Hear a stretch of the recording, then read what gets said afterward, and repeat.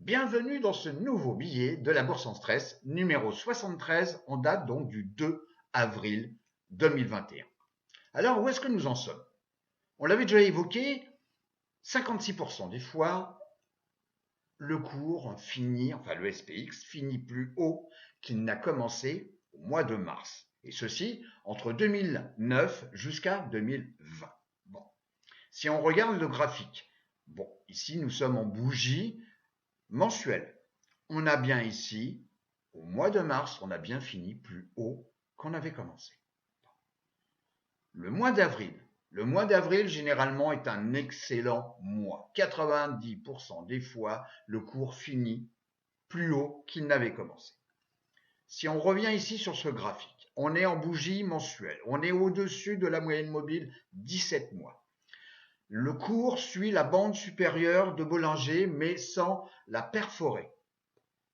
Donc, les probabilités sont quand même de notre côté. Si maintenant on regarde, on va aller voir directement le cours, on regarde ici donc le SP500. Le SP500, puisque le vendredi 2, les marchés américains étaient fermés.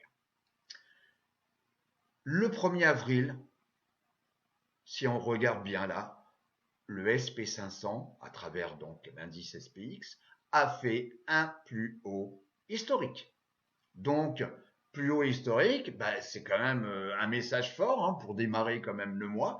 On est quand même au-dessus de cette ligne de tendance donc qui est haussière et on finit au-dessus de la moyenne mobile 10 jours, au-dessus de la 50 jours et celle-ci, la 50 jours, et au-dessus de la 200. Et la 200, elle est haussière.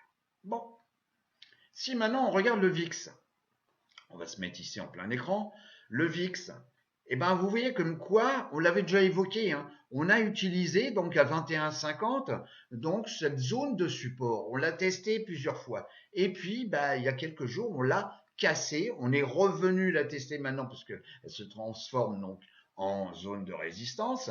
Et puis là, bah, vous voyez comme quoi, le 1er avril, tout va bien.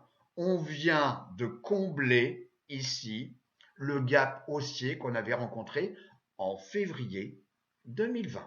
Bon, donc là, on a comblé et on clôture sur un plus bas, donc un plus bas, donc déjà de pratiquement, vous voyez, hein, de plus d'un an. Eh oui, un plus bas d'un an.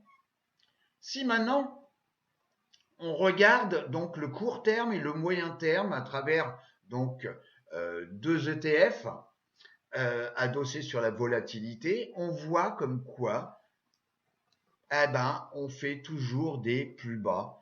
Donc, pour l'instant, il y a eu des réactions. Vous voyez ici, où la volatilité court terme est plus réactive que la volatilité moyen terme. Pour l'instant, je dirais comme quoi, bah, tout va bien, hein, tout va bien.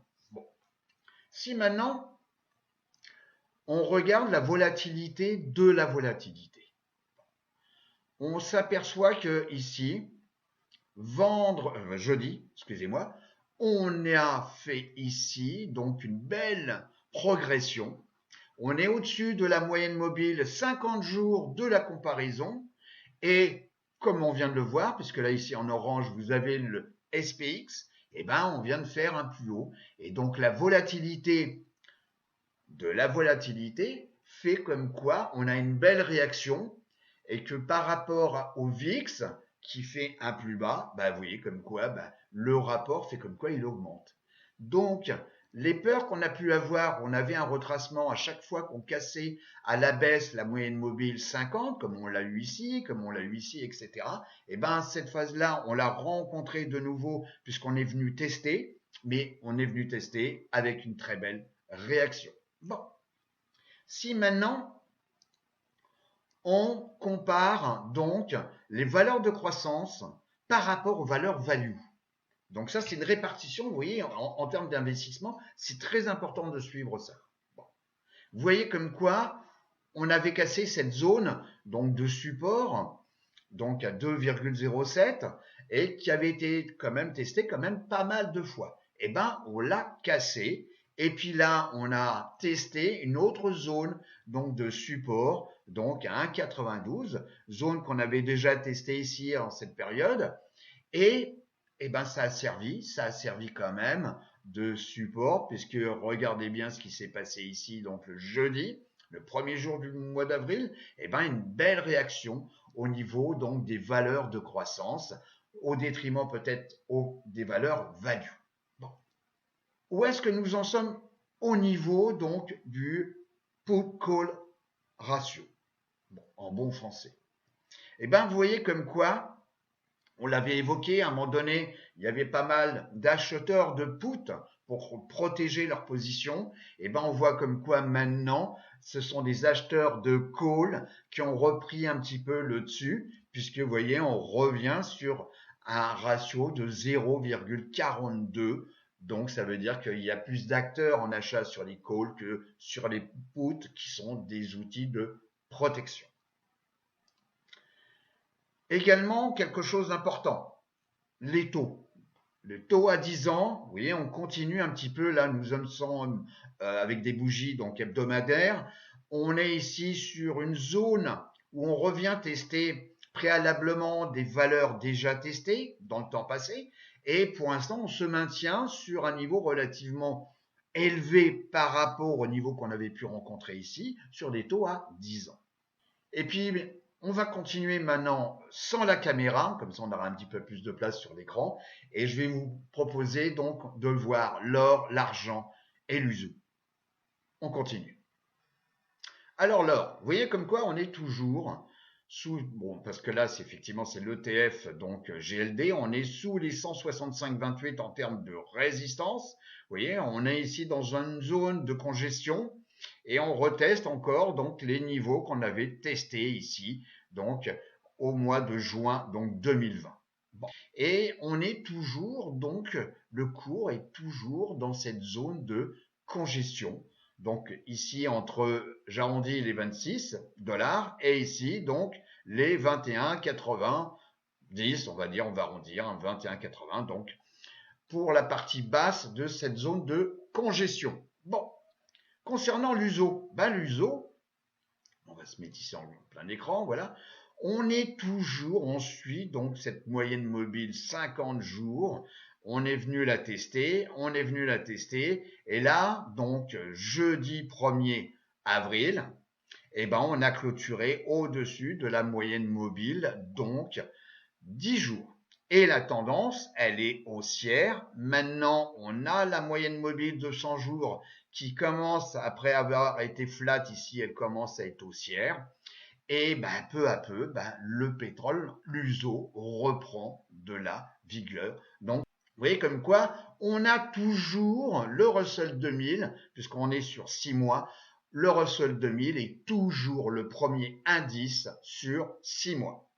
Et avec quand même une belle progression, puisqu'on a dépassé les 47% sur 6 mois. Ensuite, ici, on a le deuxième, le Dow Jones, avec plus 19,50 sur 6 mois. Le troisième, le SP500, le SPY, avec une progression de 18,50.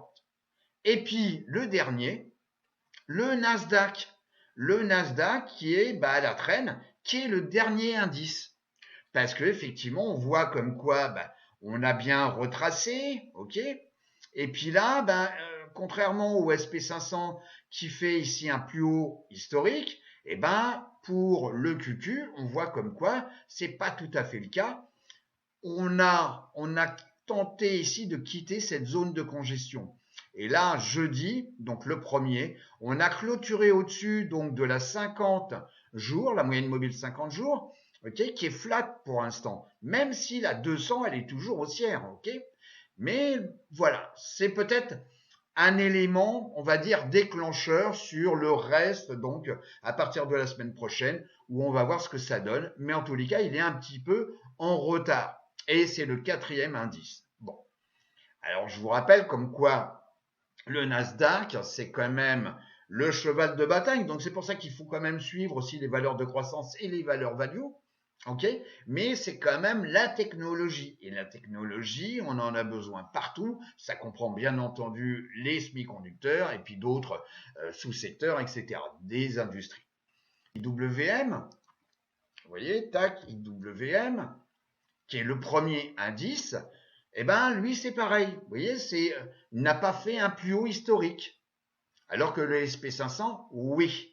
Et là, on a clôturé donc le jeudi 1er avril, on a clôturé au-dessus de la moyenne mobile 50 jours et la 50 jours est un peu flat. Bon. Et la 10 jours, c'est normal, hein. On a des zinzins comme ça, donc la 10 jours a croisé à la baisse, la 50 qui est flat, mais la tendance de fond quand même ici, depuis un certain temps, eh ben, c'est que la moyenne mobile 200 jours est haussière. Et concernant le Dow Jones, donc le DIA à travers l'ETF, eh ben, vous voyez comme quoi, là c'est pareil, c'est pas flagrant. On pourrait dire comme quoi, on va se mettre en 1 heure. Est-ce qu'on a fait un plus haut historique? Ben, en tous les cas, le 1er avril, non, pas du tout. On n'a pas fait de plus haut historique. Donc on est encore dans cette zone, donc en bougie, hein, de 1 heure, on est dans une zone de congestion. Voilà, donc seul le SP500 a fait un plus haut historique. Donc c'est quand même à noter. Et c'est peut-être pour ça aussi qu'on a vu comme quoi les valeurs de croissance avaient bien réagi, même si le QQ, hein, même si le QQ n'a pas fait un plus haut historique. Bon. Au niveau des marchés US, on va voir donc la ventilation également en fonction de la capitalisation. Et on va voir donc la performance sur une semaine. Et vous voyez comme quoi les nanos, donc toutes les sociétés en dessous de 50 millions de dollars de capitalisation, a progressé pratiquement de 5% sur une semaine. Bon, ben, c'est quand même pas mal, hein. Et puis, le petit dernier, en termes de variation sur une semaine, c'est quand même les larges, ok, les larges capitalisations, donc jusqu'à 200 milliards donc de capitalisation, et on a une progression donc sur une semaine de 2,36. Et puis là, vous l'avez par mois, et là donc par 3 mois, 6 mois, 1 an. Bon, et ben en tous les cas, belle progression donc sur cette semaine, même si il y a eu l'amputation d'une journée de trading le vendredi. Également, quelque chose d'important, c'est donc le pourcentage de sociétés au-dessus de la moyenne mobile 50 jours. Et vous voyez comme quoi on était descendu, on était même descendu ici encore plus bas, donc fin janvier 2021. Et puis bah là, on revient, vous voyez, pratiquement à plus de 85%, ok, de sociétés au-dessus de la moyenne mobile 50 jours. C'est un message très fort quand même. Et on a tout retracé, vous voyez, on a tout retracé et on revient donc dans cette zone-là où tout allait bien, donc en fin d'année, donc 2020. Au niveau donc de la roue sectorielle, on y va. Donc la roue sectorielle, vous voyez comme quoi on est sur 6 mois. Le premier secteur reste toujours donc l'énergie. Suivi de près, enfin de près, un petit peu plus loin quand même, il y a quand même un petit peu de différence. Ici donc par les financières, donc en deuxième position sur 6 mois. Troisième, les industriels, eh ben on retrouve toujours les industriels. Ici, XLB, les matériaux de base. Bon, ici, ben, c'est tout ce qui est télécom. Et puis, la technologie, ici XLY, etc., etc. Et le petit dernier, c'est XLP, hein, ce que j'appelle moi les couches culottes, donc les produits récurrents et dont on a besoin, que ce soit en période de crise ou en période d'euphorie.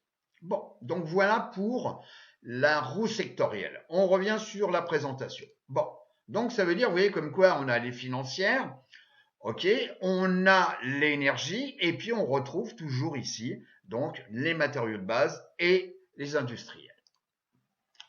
Sur mon petit tableau qui concerne donc les secteurs et sous-secteurs que moi personnellement je suis, vous voyez comme quoi sur 6 mois, ils sont tous positifs. Tous positifs, je me répète, ok? Et que même le petit dernier, donc XLP, hein, donc typiquement le secteur refuge quand il y a un doute, une peur ou etc. Et ben en tous les cas, il est en progression, mais c'est le dernier. Ok. Et sur une semaine, vous voyez, sur 5 jours de trading, vous voyez comme quoi, il y en a un quand même ici, c'est les semi-conducteurs. Il a bien progressé quand même sur une semaine. Ben oui, tout ce qui a été rejeté durant le mois de mars, où on a vu que l'argent est allé directement sur les sociétés value, au détriment de la technologie et des valeurs de croissance. Et bien, à un moment donné, le marché, quand ça baisse, ok, parce qu'on a vu comme quoi SMH, etc., ben, c'était, voilà, pas d'actualité courant mars, et ben, ce qui baisse aussi est fait également pour remonter, et on le voit bien à travers, donc, SMH. Voilà. On continue. Alors, est-ce qu'il y a des secteurs ou sous-secteurs à suivre que je proposer? Eh ben, j'en retiens 3 pour cette semaine. Eh ben, en tous les cas, c'est d'abord les semi-conducteurs, c'est tout ce qui est équipement et le matériel pour fabriquer des semi-conducteurs. Ça, effectivement, ça a bien progressé cette semaine. Donc, et c'est normal parce que on voit comme quoi, et on va le voir à travers les semi-conducteurs, ça s'est bien repris. Et puis également tout ce qui est jeux électroniques et multimédia et les semi-conducteurs. Donc, je vous propose déjà, on va aller voir donc le tableau sur Finviz, voilà, où ici, donc, on est sur les semi-conducteurs, équipements et matériaux. Donc, avec un volume moyen au-dessus de 100 kg, un prix du share donc au-dessus de 5 dollars. Et vous voyez comme quoi on a 26 sociétés retenues. Alors, on peut, bien entendu, mettre la capitalisation, etc., donc sur le screener. Mais, quoi qu'il en soit, 26 sociétés, et une belle société quand même, hein, parce que la capitalisation, c'est 120 milliards, plus de 120 milliards donc de capitalisation, c'est Amat. Et vous voyez comme quoi Amat, il a retracé, hein, courant mars et tout, ok, on s'est appuyé sur le bas du canal, si on le dessine, et ben en tous les cas, il est revenu tester ici un trend haussier, une ligne de tendance haussière, et on revient tester là. Et avec un plus haut d'un an. Il n'y a pas photo, c'est bien un plus haut d'un an. Donc vous voyez, il y a plein de sociétés là comme ça, etc., dans tout ce qui est donc équipement et matériel pour les semi-conducteurs. Vous avez également donc électronique gaming. Eh ben, on va voir. Donc ici, il suffit d'aller là. On vient sur le E. Donc on met voilà électronique, hop, gaming, électronique, voilà, et multimédia. Voilà, ça va se faire tout seul. Et donc là, vous avez 19 sociétés. Ah, bah tiens, on retrouve ATVI. ATVI qui est intéressant parce que, vous voyez, on est venu tester ici. Donc, c'est pour ça que le mois de mars permet de préparer le mois d'avril. Bon, vous allez me dire, c'est bête comme chose ce que je viens de dire. Non, je vous avais dit comme quoi le mois de mars, en termes de probabilité, faisait comme quoi on pouvait finir plus haut. Mais c'est pas le mois top, le plus top en termes de progression. Et qu'il fallait préparer, faire ces petites courses pour le mois d'avril. Et bien là, on a une belle zone donc ici de support qui a déjà été testé et on s'est appuyé dessus courant mars. Et puis là, bah, vous voyez comme quoi on a cassé ici la moyenne mobile 50 jours hein, qui est en couleur jaune ici. Bon, vous avez Avid aussi, Avid Technologies, bien connu. Donc Electronic Arts aussi, 38 milliards de capitalisation, enfin plus de 38 milliards, ok, et qui a rebondi également sur cette ligne de tendance qui est haussière. Bon, donc il y a des courses à faire. Réellement, il y a des courses à faire. Et puis après, donc vous avez également les semi-conducteurs. On revient ici, hein, les semi-conducteurs. Donc là, il suffit de venir ici, tac, et on va faire son marché. S, donc semi-conducteur, voilà, tac, on se met là. Il va se rafraîchir tout seul, voilà. Donc là, vous en avez 56. Donc vous avez AMD qui est intéressant, puisque vous voyez, on revient tester ici donc une zone de support qui a tenu une fois, 2 fois, 3 fois, 4 fois. Bon, donc là on peut confirmer comme quoi c'est réellement une zone de support. Hein. Voilà. Donc on est peut-être un peu sous la moyenne mobile 50 qui est baissière. Bon, mais potentiellement il y a quand même des choses à faire. Par exemple, une vente de put.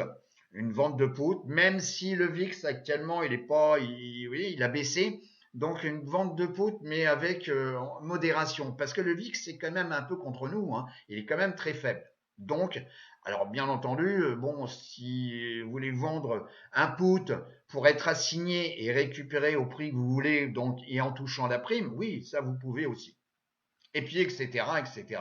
Donc il y a quand même le choix, hein, comme je vous ai dit, il y a quand même donc 56 sociétés qui correspondent donc aux critères donc du sous-secteur, ici des volumes moyens et du price, donc au-dessus de 5 $.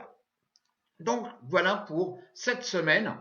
Donc je vais vous souhaiter une excellente semaine de trading et je vous dis à très très bientôt. N'hésitez pas à nous poster des commentaires, à nous liker et puis également à appuyer sur la petite clochette pour nous suivre et recevoir à chaque fois qu'il y a une nouvelle vidéo sur notre chaîne YouTube. Je vous dis à très très bientôt. Au revoir.